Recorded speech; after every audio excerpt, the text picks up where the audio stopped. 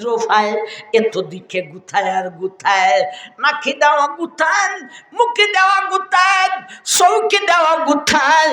কেমনে বলতাম রে ফেসুগঞ্জের ভাই, কাপড়ের তলে দিয়েও ঢুইকা গেছে গুথায় আর গুথা। বুঝছেননি যুদ্ধের ডিজেলটা আমার ভাই আগে বন্ধ করলো খাবার, এখন বন্ধ করলো গুম।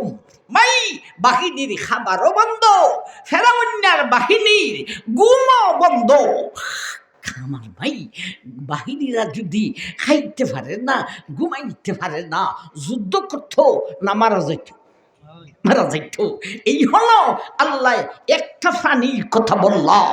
আল্লাহ যে কোনো প্রাণীকে ক্ষেপণাস্ত্র বানিয়ে যুদ্ধ করতে পারে।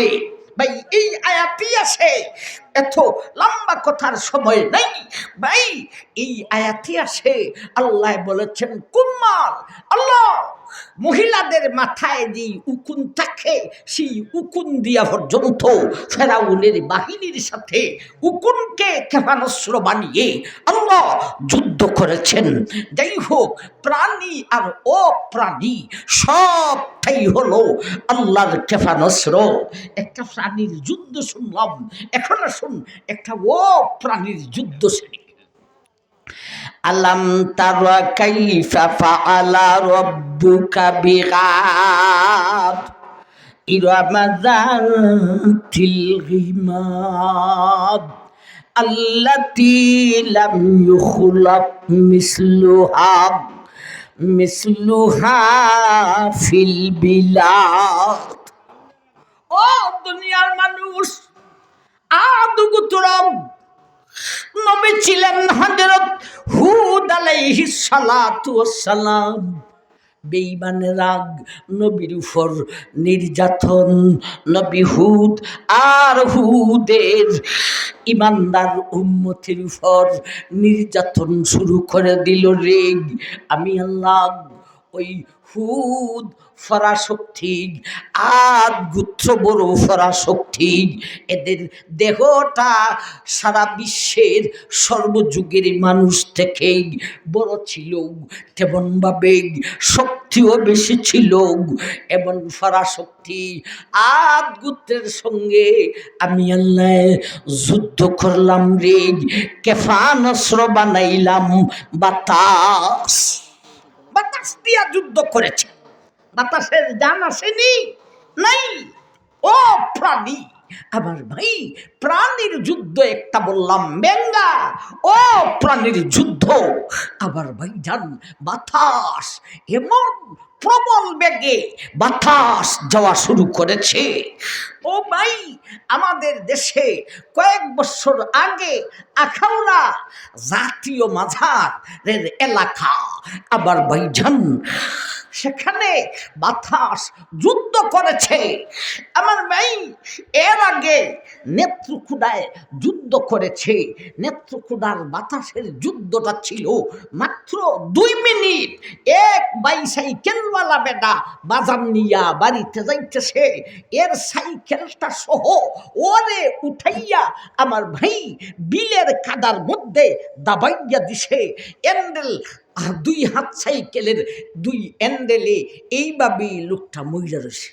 আবার ভাই বাতাস 2 মিনিট যুদ্ধ করেছে। আবার ভাই জান আদ গোত্রের সঙ্গে বাতাসের যুদ্ধটা কতদিন ছিল। আলাম তারা কাইফা ফাআলা রাব্বুকা বিগাদ ইরামা যাতিল ইমাদ আল্লাতী লাম ইউখলাক মিসলুহা ফিল বিলাদ। ও দুনিয়ার মানুষ, একটা নাম 8টা দিন আর 7টা রাত্রি পর্যন্ত আদ গোত্রের সাথে বাতাসে যুদ্ধ করলো রে। আমার মাই শক্তিশালী মানুষ তো দূরের কথা, বড় বড় বৃক্ষগুলি গাছগুলি জোর সহকারে উকরাইয়া উপরে নিল, উপর থেকে সারিয়া দিল।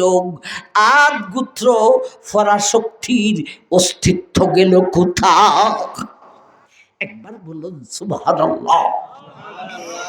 আল্লাহ আকাশের ঊর্ধ্ব থেকে নিয়া সাত জমিনের নিচ পর্যন্ত সব সৃষ্টি জগৎ প্রাণী ও প্রাণী সবাই আল্লাহর কেফান অস্ত্র। আল্লাহর কাছে মিলে অস্ত্র নাই। আল্লাহর কাছে যেই পরিমাণের অস্ত্র আসে সারা বিশ্বের সর্বযুগে সমস্ত পরাশক্তির অস্ত্রকে একত্রিত করলেও আল্লাহর অস্ত্রের কোটি ভাগের এক ভাগ হবে না। ঠিক তবে ঠিক। আসুন এখন শুনি আল্লাহর বাহিনী। মানুষরা ভয় পায় কেন বলছিলাম? অস্ত্র আর বাহিনীর কারণে। আল্লাহর বাহিনী, আল্লাহর জুনুদ কারা? ইয়া আইয়ুহাল্লাযীনা আমানু তাকুল্লাহ। হে ঈমানদার, আমি আল্লাহকে ভয় করো। আমার কাছে বাহিনী আছে, আমার কাছে অস্ত্র আছে। আল্লাহর অস্ত্র কি?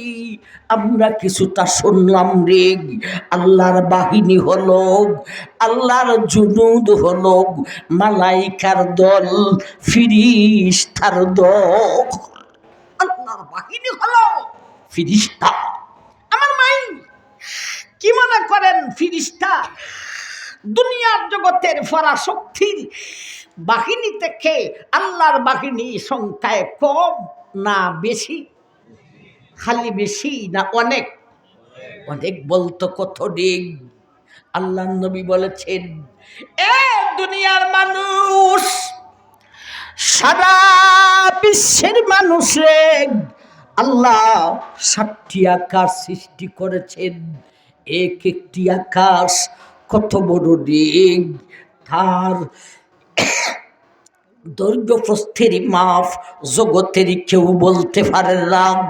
এমন বিশাল 7টি আকাশের মধ্যে আধা হাত জায়গা কোথাও খালি নেই যেইখানে আল্লাহর একজন বাহিনী ফিরিস্তা দাঁড়ানো না। আমার ভাই, আল্লাহ এত বাহিনী, আল্লাহ বাহিনী দিয়া যুদ্ধ করেছেন।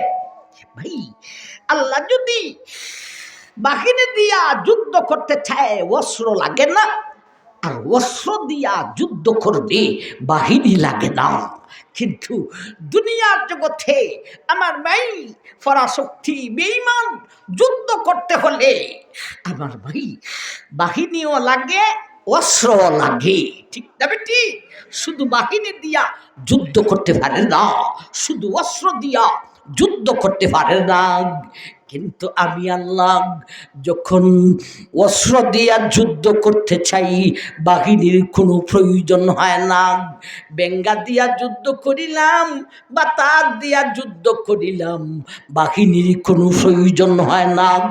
আমি আল্লাহ যখন বাহিনী দিয়া যুদ্ধ করি রে, বাহিনীর হাতে অস্ত্র তুলে দিতে হয় না। আমার ভাই আল্লাহর বাহিনী দিয়া অনেক যুদ্ধ করেছেন। বদরের যুদ্ধতে আল্লাহ 1000 বাহিনী পাঠাইয়াছিলেন। ঠিক না ঠিক?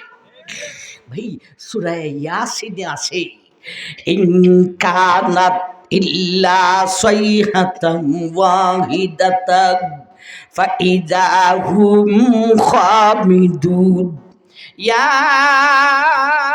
হাসরাতান আলাল গিবাদ মা ইয়াতিহিম মির রাসূলিন ইল্লা কানু বিহি ইয়াস্তাহজিউন। আমি আল্লাহ যুদ্ধ করেছি ইনতাকিয়াতে। ইনতাকিয়া একটা অধিবাসী ছিল, দেশটা বড় সুন্দর ছিল, চতুর্দিকে বাউন্ডারি ছিল, মাঠ ভরা ফল, বাগান ভরা ফসল। আমার ভাই সেই দেশের চতুর্দিকের বাউন্ডারির মাঝে মধ্যে গেছিল ভাই, সেই দেশের মানুষ, ইন্তাকিয়ার মানুষ সব বেঈমান। সেখানের মানুষের হেদায়েতের জন্যে আল্লাহ 3 জন নবী পাঠাইলেন। কয়জন? সাদিক, সুদুক, সামাউর। 3 জন নবী দাওয়াত দিতে দিতে ঈমান গ্রহণ করলো মাত্র একজন ব্যক্তি। লোকটার নাম হলো হাবিব, হাবিবে নাজ্জার। লোকটা গরিব ছিলেন। আমার ভাই লাকড়ি কাটা ব্যবসা করতেন, জংলা থেকে লাকড়ি খাইয়া বাজারে নিয়া বিক্রি করতেন।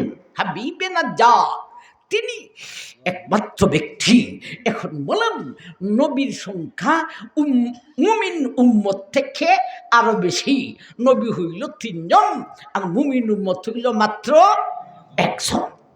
দেশবাসী বেঈমানরা কয়, হ্যাঁ তা যে এক সুফি হইছে রে, সুফির ঘরের সুফি, আমরা কেউ ঈমান আনলাম না, তাতে ঈমান আনলো।